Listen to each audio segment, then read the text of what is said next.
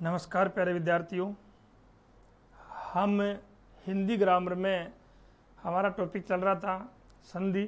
संधि में मैंने आपको स्वर संधि पूर्ण रूप से पढ़ा दी है और उसके बाद संधि का जो दूसरा रूप था अपना व्यंजन संधि। आज हम व्यंजन संधि के बारे में अध्ययन करेंगे। क्या होती है व्यंजन संधि? स्वर संधि में प्रत्येक स्वर आते हैं। व्यंजन संधि में प्रत्येक व्यंजन आएंगे। दो या दो से अधिक व्यंजन मिलकर अगर नया विकार उत्पन्न करते हैं वहाँ व्यंजन संधि होती है। एक व्यंजन दूसरे व्यंजन से मिले, एक स्वर दूसरे व्यंजन से मिले, प्लस के चिन्ह से पहले स्वर या व्यंजन आए या प्लस के चिन्ह के बाद में स्वर या व्यंजन आए तो वहाँ पर व्यंजन संधि होती है। एक तरफ स्वर और दूसरी तरफ व्यंजन आए वहाँ पर व्यंजन संधि का प्रयोग किया जाएगा। व्यंजन संधि पढ़ाने से पूर्व में आपका ध्यान आकर्षित करना चाहूँगा वर्ण विचार में। वर्ण विचार में मैंने आपको जो स्वर तंत्र मैंने आपको बताया था, वर्ण विचार में जो अपना आता है कै वर्ग, यहाँ पे आप थोड़ा समझेंगे। चय वर्ग,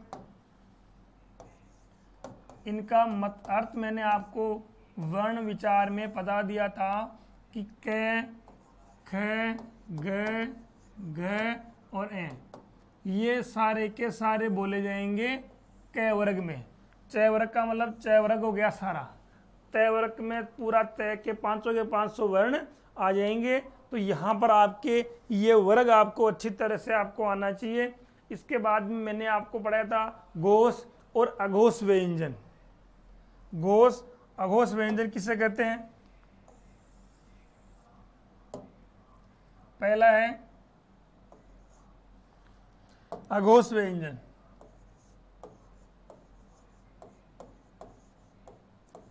अघोष व्यंजन मैंने बताया थे प्रत्येक वर्ग का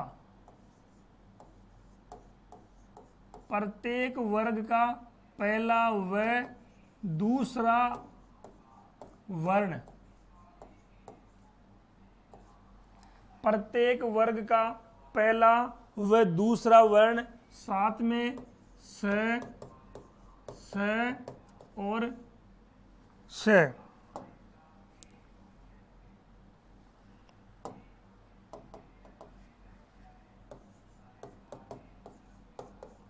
तीनों स जिनको आप ऊष्म व्यंजन बोलते हैं। तो अघोष व्यंजन किसे कहेंगे?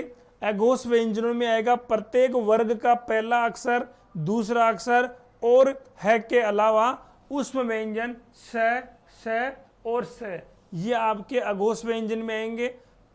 एक है घोष, इसका ठीक विपरीत। इस घोष व्यंजन में प्रत्येक वर्ग का तीसरा, चौथा, पांचवा सभी अंतस्थ व्यंजन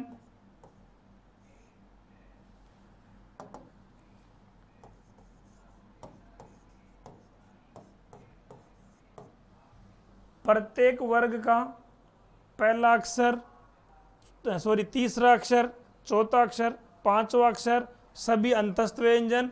अंतस्थ व्यंजन कौन कौन से थे? य, र, ल और व, ये अंतस्थ व्यंजन। और साथ में है और सबसे मेन सभी प्रकार के स्वर,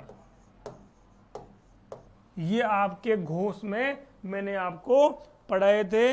अघोष में पहला दूसरा व्यंजन, घोष में तीसरा, चौथा, पांचवा सभी अंतस्थ व्यंजन है और सभी स्वर आएंगे आपके घोष व्यंजन में।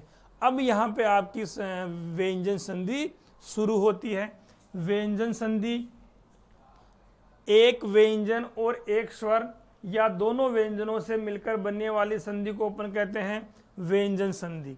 व्यंजन संधि के यहाँ पे प्रकार नहीं है, व्यंजन संधि के नियम बनाए गए हैं। अलग अलग पुस्तक में अलग अलग नियम है, किसी में 10 है, किसी में 12 है, किसी में 15 है। तो एक नियम के कहीं आपको 2 करके बता देंगे, कहीं 1 के 3, तो ये ज़्यादा कम हो सकते हैं। यहाँ पे हम पहले नियम की बात करेंगे। व्यंजन संधि का जो पहला नियम,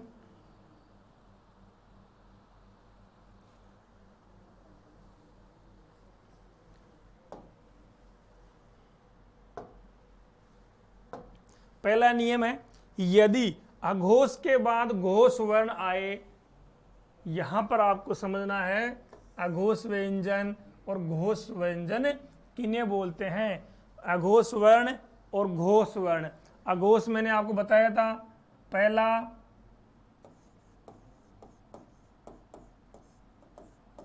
और दूसरा। घोष में बाकी के बच गए जो तीसरा, चौथा, पांचवा। अंतस्थ व्यंजन है और सभी स्वर ये आएंगे घोष में। तो यहां पे आप समझो, अघोष अगर किसी शब्द में पहला या दूसरा अगर वर्ण आ जाता है, उसके बाद में तीसरा, चौथा, पांचवा वर्ण आए, अंतस्थ व्यंजन आ जाए, है आ जाए या स्वर आ जाए, तो अघोष की जगह जो पहला अघोष व्यंजन आएगा उसकी जगह क्या हो जाएगा, घोष व्यंजन हो जाएगा। अर्थात उसी वर्ग का तीसरा वर्ण हो जाएगा। सबसे पहले जैसे अघोष व्यंजन में क्या है, क और ख। इसके बाद में आएंगे आपके पास ग, घ, ये, र, ल, व, है और सभी स्वर। ये अगर आ जाते हैं तो ये आपका परिवर्तन होगा उसी वर्ग का, इसी वर्ग का तीसरा अक्षर, यानी ये बन जाएगा ग। आया बच्चों समझ में। क और ख ज्यादातर, जैसे मान लो इसमें च आ गया,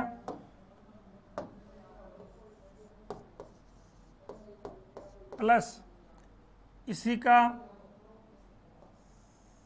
सारे ठ, प्लस बाद में तीसरा, चौथा, पांचवा वर्ण और बाकी की ये आ जाएंगे। तय वर्ग में तय और थ, प्लस बाद में सारे व्यंजन आ जाएंगे, स्वर आ जाएंगे, अंतस्थ व्यंजन आ जाएंगे, और पांचवा वर्ग है प और फ। इसके बाद में सारे स्वर व्यंजन जो भी है ये आ जाएंगे। तो इनमें किस किस का परिवर्तन होगा, च और छ के बाद में। यहां पर बच्चों ये व्यंजन आपको बहुत कम मात्रा में मिलेंगे, न के बराबर दिखाई देंगे। पहले व्यंजन सबसे अधिक आपको दिखाई देंगे। अगर क के बाद में ये सारे व्यंजन आ जाते हैं तो यहाँ आपको क्या, जो क है ये क बदल जाएगा किसमें, ये क बदल जाएगा ग में बदल जाएगा। अगर च आता है तो ये तीसरा व्यंजन इसका हो जाएगा ज हो जाएगा। अगर ट और ठ आ गया और बाद में ये सारे व्यंजन आ गए तो यहाँ पे होगा त थ द हो जाएगा। और त वर्ग में अगर त आ गया तो सॉरी यहाँ पे ड होगा।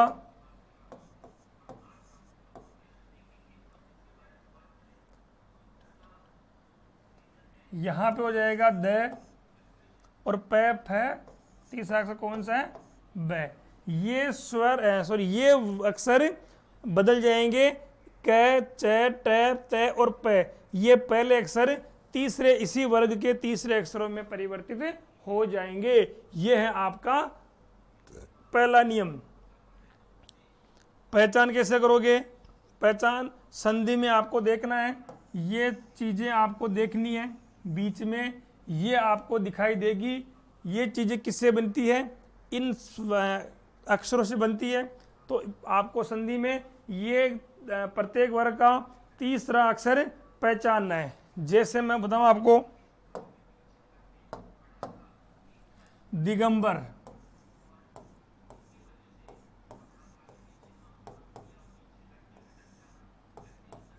दिगंबर, दिगंबर में क्या आ रहा है?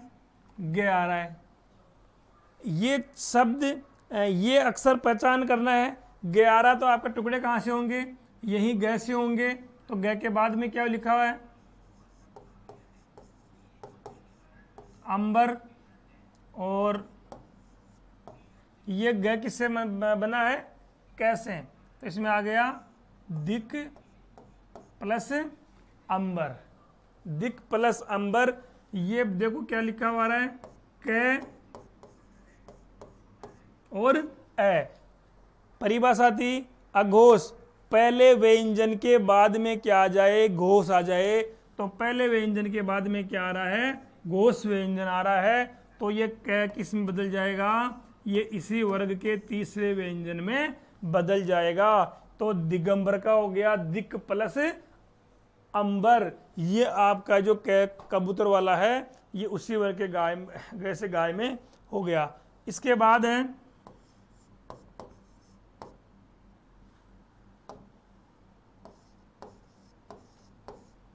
षडगुण। षडगुण का क्या होगा? अब देखो यहां पर ड, ये ड आ गया। तो ड का पहला अक्षर क्या हो जाएगा? ट वर्ग में हो जाएगा। तो टुकड़े कैसे करोगे इसके आप? सट प्लस गुण। क्या आ रहा है? पहला, और पहले के बाद में आ रहा है ग मान लो या उ की मात्रा मान लो। तो ये हो जाएगा आपका ट ठ ड, तीसरे व्यंजन में बदल जाएगा। षडगुण, षटकोण, षडानन, षट प्लस आनन, षडानन, षट ड किसे बदल गया? ट में और आनन। पहले आ रहा है ट, उसके बाद में आ रहा है आ। तो ये बदल गया किसमें? ड में। आ की मात्रा लगी हुई है तो डा कर दिया। तो ये हो गया आपका षडानन, षट प्लस आनन। इसके बाद में जैसे मान लो वागीश है,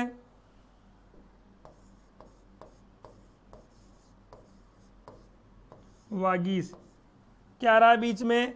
ग। ग से बाद वाले शब्दों को अलग कर लो। तो ग से बाद में क्या आ रहा है? ईस प्लस ग का क्या हो जाएगा? क। क्योंकि ग कौन से वर्ग का पहला अक्षर है? क वर्ग का पहला अक्षर है ग। तो ग बदल गया आपका। संधि विच्छेद करेंगे तो क बदल जाएगा, ग बदल जाएगा क में, और संधि युक्त करेंगे तो क बदल जाएगा ग में। तो यहाँ पे क और ई स्वर आ रहा है बाद में, तो ये बदल जाएगा ग, और बड़ी की मात्रा है तो ये हो जाएगा बड़ा गी। तो ये हो गया आपका वागीश। ये आपका पहला नियम है। यदि अघोष व्यंजन अर्थात क ख च छ प्रत्येक वर्ग का पहला और दूसरा अक्षर आए, उसके बाद में अगर घोष व्यंजन आए, जैसे सभी घोष व्यंजन आए, स्वर आ जाए, अंतस्थ व्यंजन आ जाए, तो वहां पर प्रत्येक वर्ग का पहला अक्षर उस वर्ग के तीसरे अक्षर में परिवर्तित हो जाएगा। तो ये पहला नियम है, ध्यान से एक बार देखिए और इसका स्क्रीनशॉट लेके रख लीजिए। इसके बाद हम बात करेंगे दूसरे नियम की। दूसरा नियम है, यदि प्रथम वर्ण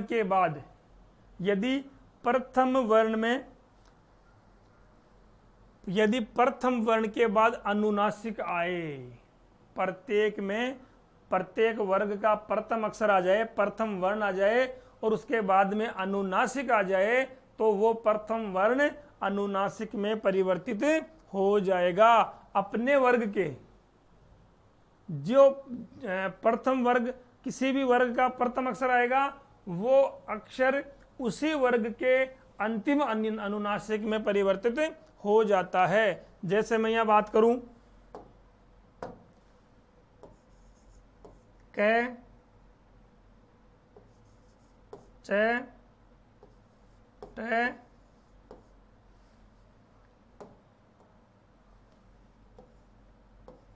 त और प, इसके बाद में यदि प्रथम अनुनासिक आ जाए, अनुनासिक कितने बताए थे मैंने आपको, ये प्रथम वर्ग का अनुनासिक, ये दूसरे वर्ण का, ये तीसरे वर्ग का, ये चौथे वर्ग का और ये पांचवें वर्ग का। अगर ये आ जाता है तो आपका ये उसी वर्ग के अनुनासिक में, उसी वर्ग के अनुनासिक मतलब इस का परिवर्तन हो जाएगा ये। अगर च आता है तो च बदल जाएगा किसमें, इस अनुनासिक में। ट आ गया तो ट हो जाएगा अण, इसमें बदल जाएगा। अगर तय आ गया और तय के बाद में कोई सा भी अनुनासिक आ गया तो ये बदल जाएगा न में।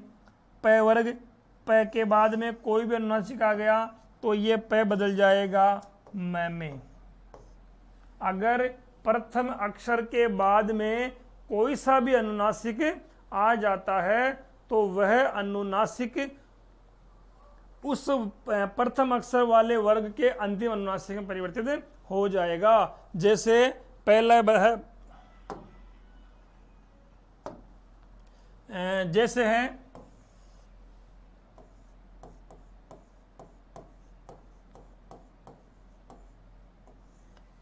जगन्नाथ, जगन्नाथ, इसमें आपको ज्यादातर अनुनासिक बीच में दिखाई देगा। ज्यादातर आपको नासिक जो डबल दिखाई देंगे, दो दिखाई देंगे। वार्ड में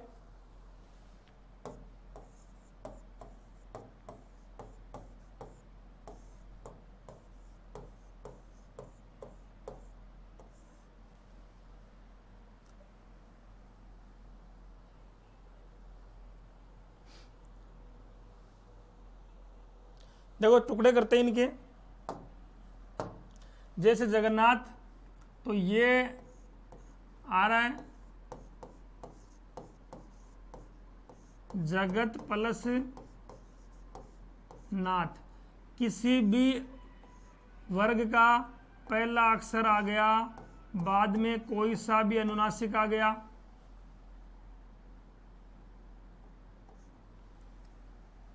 ध्यान से देखिए। पहला अक्षर आ रहा है, पहले अक्षर के बाद में कोई सा भी अनुनासिक आ जाए तो ये जो तय है वो उसी वर्ग के अनुनासिक में बदल जाएगा। तो तय किसमें बदल जाएगा, न में। ये तय हो जाएगा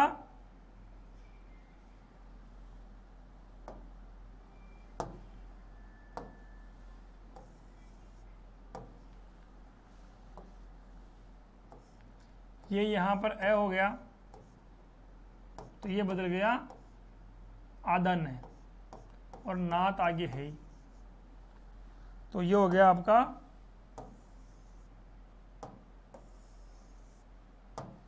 जगन्नाथ। तय और ना, ये हो गया डबल ने। एक ना तो इसमें है ही और ये तय क्या बन गया, ये तय भी ना बन गया। अब देखो वान में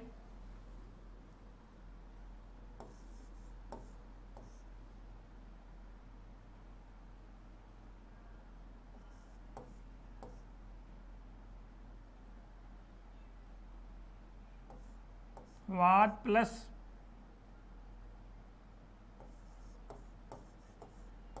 मैं, वाङ्मय, वाक, ये क्या बनेगा यहाँ पे,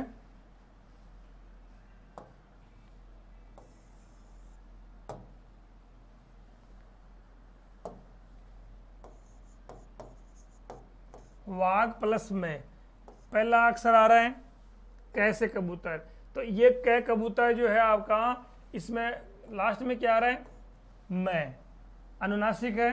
अब ये मैं तो पैवर्ग आ रहा है, लेकिन वो जो मैं है, ये जो कै है, ये कै अपने ही वर्ग के अनुनासिक में परिवर्तित हो जाएगा, तो कै इसका अनुनासिक है अण, तो ये वाक में हो जाएगा कै और मैं, ये कै बन जाएगा, ये निकाली, तो इसका शुद्ध रूप हो गया वाङ्मय।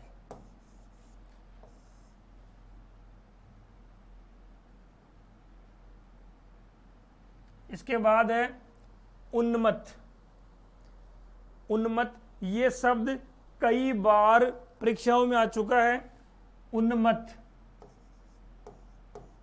उत प्लस मत, उत प्लस मत, इसमें आप लोग क्या करते हो, उन प्लस मत कर देते हो, ताकि उसका अर्थ बिल्कुल परिवर्तित हो जाएगा। और मैंने पहले ही कहा था कि अलग अलग टुकड़े करने के बाद उनमें बिल्कुल भी परिवर्तन नहीं होना चाहिए। तो ये तय है, ये तय के बाद में देखो मैं आ रहा है, तो ये तय अपने ही वर्ग के अनुनासिक में परिवर्तित हो जाएगा। तय का अनुनासिक कौन सा होगा, न, तो ये हो गया उन्मत्त,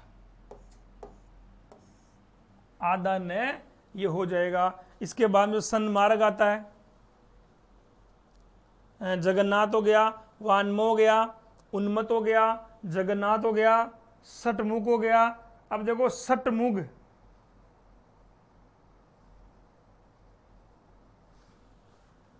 सतमार्ग कई बार आता रहता है,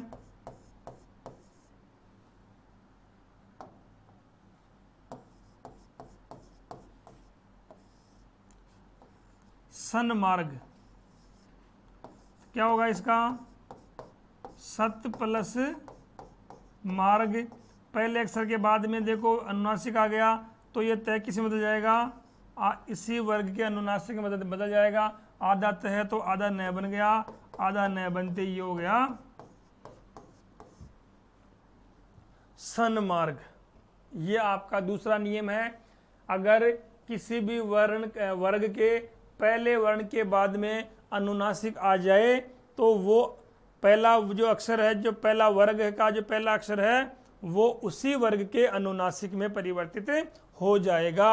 इसके बाद में तीसरा जो नियम है, तीसरा नियम मैंने शॉर्ट रूप से कर दिया है, तय और द के बाद में, तय और द के बाद में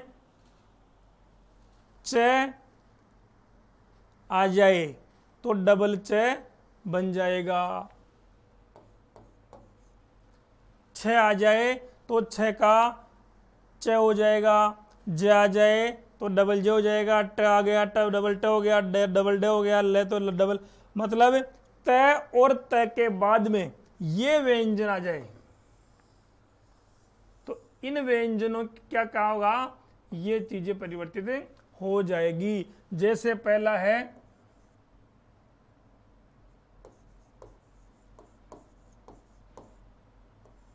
उच्चारण, डबल च है तो ये इसका क्या हो गया, व्यंजन संधि में वो जाएगा।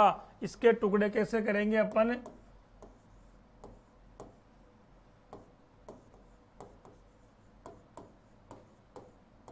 उत प्लस चारण, उत तय आ रहा है, तय के बाद में क्या आ रहा है, च आ रहा है, च के बाद में तय के बाद में क्या आ रहा है, तय, तो ये तय च आ रहा है, च के क्या हो जाएगा, डबल च हो जाएगा।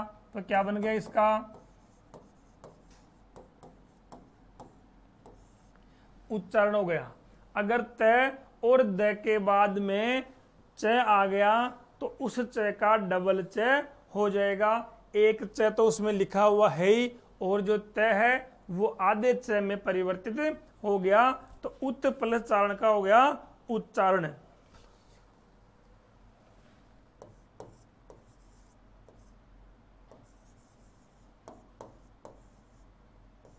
इसका है उच्छेद। उच्छेद का होता है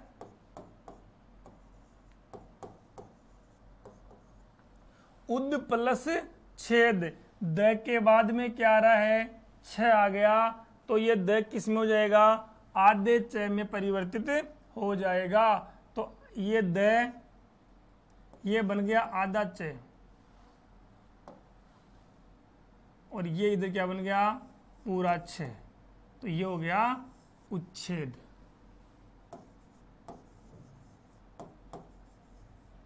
च और द के बाद में क्या आ रहा है, छ आ गया। द के बाद में क्या आ गया, छ आ गया। तो ये द है, ये द बदल जाएगा आधे च में, और आधा च छ के साथ लगकर ये हो गया उच्छेद। अगला है ज। ज च और द के बाद में क्या आ जाए, ज।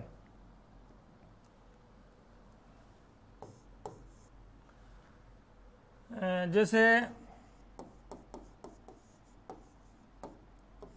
उज्ज्वल आ गया, उज्ज्वल का होगा, अब देखो यहां पे डबल जे डबल चे डबल चे, तो समझ जाना है व्यंजन संधि यहां पर होगी। इसका होगा उद प्लस ज्वल। द के बाद में क्या आ रहा है, ज आ रहा है। द के बाद में अगर ज आ जाए तो ये ज किस में हो जाएगा, ये ज हो जाएगा, द हो जाएगा ज में, और ये होते क्या बन जाएगा, आधा ज उज्ज्वल। ये आपका हो गया द का ज। त का हो गया च, आधा च। द का हो गया आधा छ, और फिर नीचे द का हो गया आधा छ।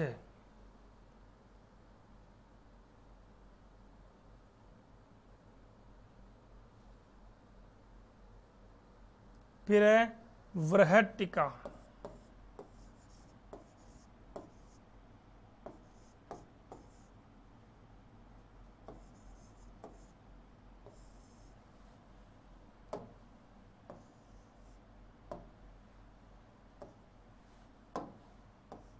वृहट्टिका, वृहट्टिका का होगा वृहत प्लस टीका। अब वृहत प्लस टीका, त के बाद में क्या आ रहा है, ट आ रहा है। अगर त के बाद में ट आता है तो क्या हो जाएगा, आधा ट हो जाएगा त का। इस त का हो जाएगा आधा ट। तो देखो वृहत त का कर देंगे आधा ट, और टीका आगे लिखा हुआ है, तो ये हो गया वृहट्टिका।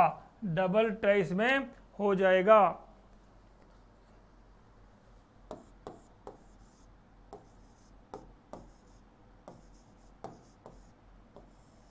उड्डयन, उड्डयन का देखो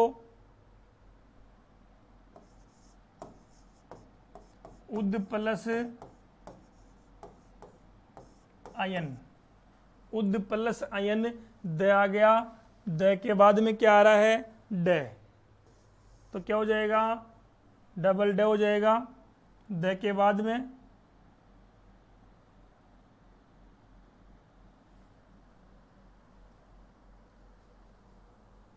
पहले आ रहा है द, तो ये द डबल ड में परिवर्तित हो जाएगा।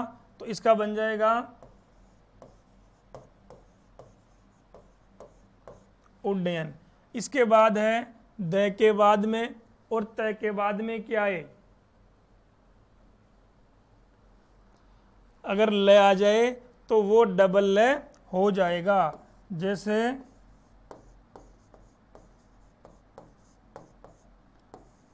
उल्लास, उल्लास का संधि विच्छेद होता है उत प्लस लास। त तय के बाद में क्या आ रहा है, ल, तो ये तय किसमें बदल जाएगा, ये तय आधे ले में बदल जाएगा। तो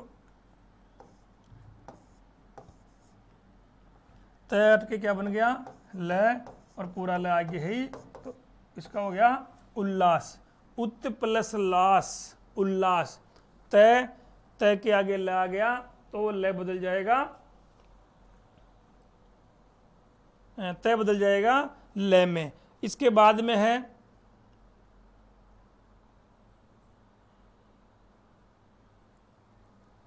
तय और द के बाद में अगर है आ जाए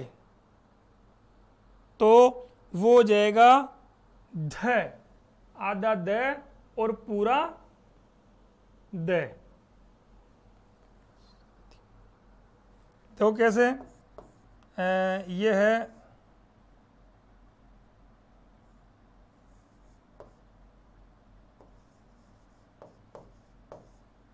पद्धति।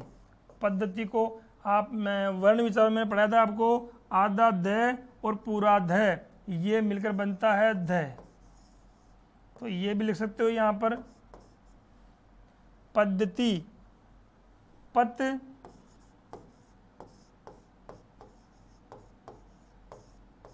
प्लस हति, पत प्लस हति।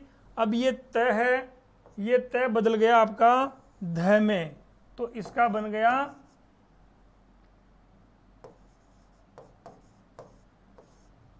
पद्धति। पद्धति यहां पे आप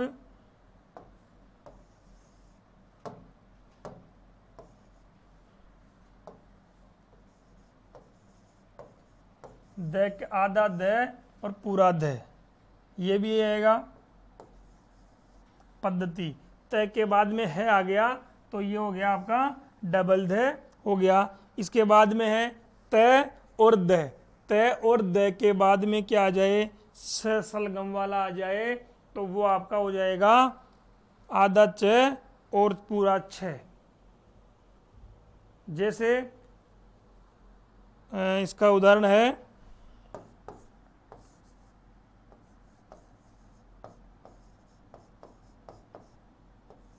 उच्छ्वास।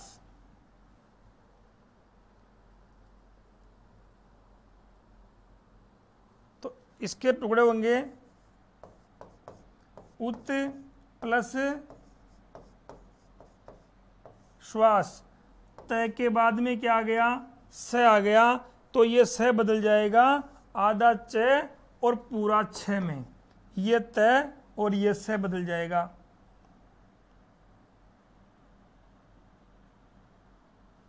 तो ऊ और आधा च पूरा छ, ये हो गया आपका उच्छ्वास। ये आपके नियम हो गए। तीसरा नियम, तय और द के बाद में ये व्यंजन आने के बाद ये व्यंजन अपने आप में डबल दुगना इसमें परिवर्तन आ जाएगा। इसके बाद में आपका जो अगला नियम है वो है यदि मैं के बाद में कैसे लेकर मैं तक, यहां गौर करेंगे, यदि मैं के बाद कैसे लेकर मैं तक कोई भी व्यंजन आ जाए तो मैं की जगह उसी वर्ग का पांचवा अक्षर यानी अनुनासिक, अनुस्वार या अनुनासिक हो जाएगा। जैसे दिवंगत,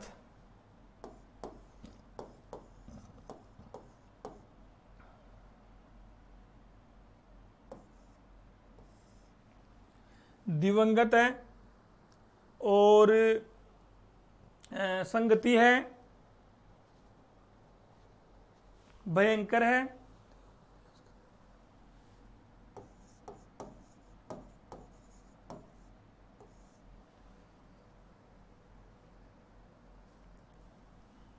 इसका होगा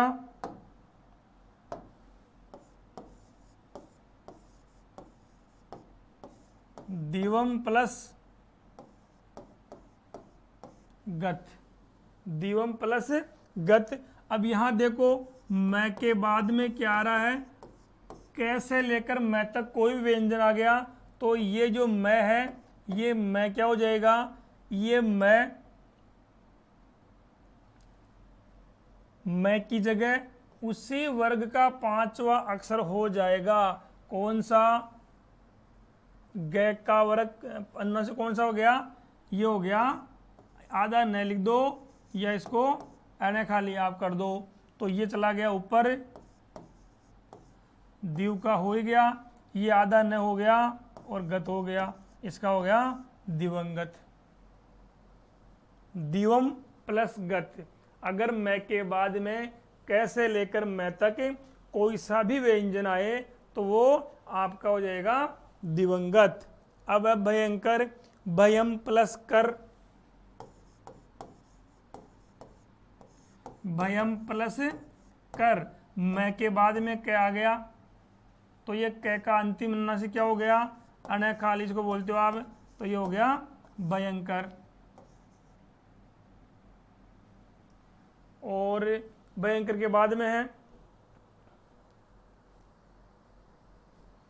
संगति।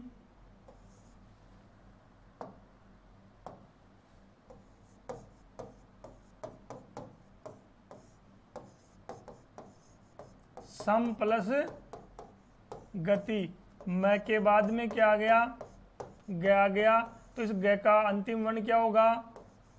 न, तो ऊपर चला गया और ये हो गया संगति। अब यहाँ पर ये क का जो अंतिम वर्ग है वो होता है इस प्रकार। तो आप इसको दिवंगत को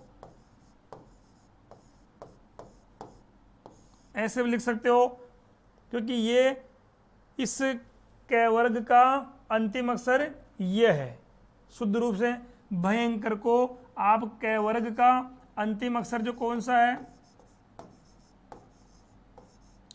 ये भी आप लिख सकते हो। संगति में ग वर्ग का वो अंतिम अक्षर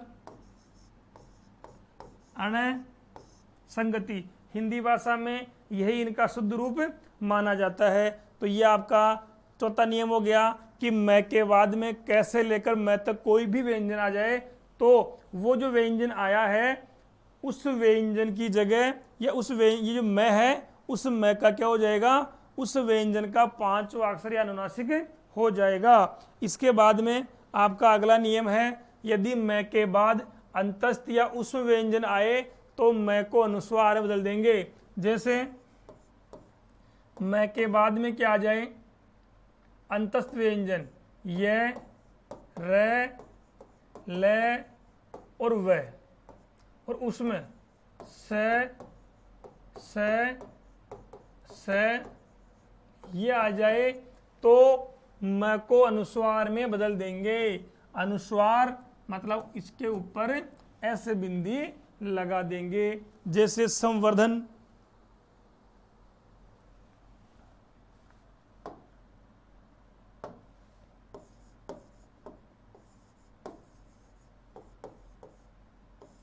संवर्धन क्या होगा इसका?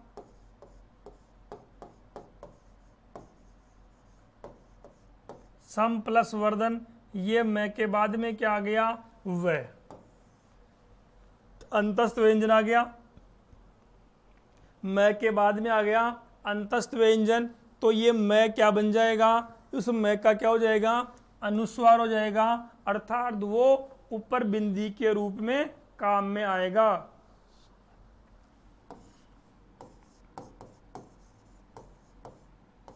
संयम, संयम का होगा सम प्लस यम। तो ये मैं है, ये मैं कहाँ चला जाएगा? ये मैं चला जाएगा स के ऊपर, ये हो जाएगा संयम। मैं के, और ये आ गया आपका अंतस्थ व्यंजन आ गया। मैं के बाद में ये आ गया तो अनुस्वार, ये आ गया तो अनुस्वार, ये र ल कुछ भी आ गया। जैसे संलाप,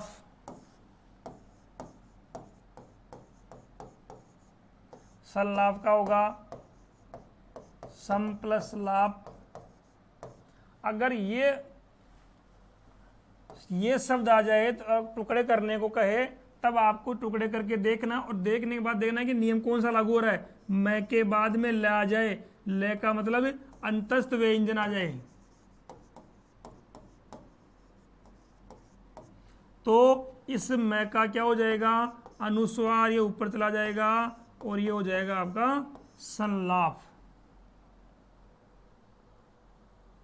अनुस्वार और अनुनासिक जो शब्द के ऊपर एक बिंदी के रूप में काम में लिए जाते हैं, जैसे संसर्ग है, संयम हो गया,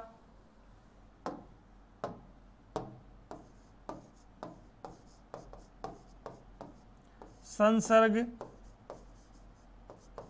सम प्लस सर्ग, तो ये मैं कहाँ गया, ये मैं ऊपर बिंदी के रूप में आ गया। संहार,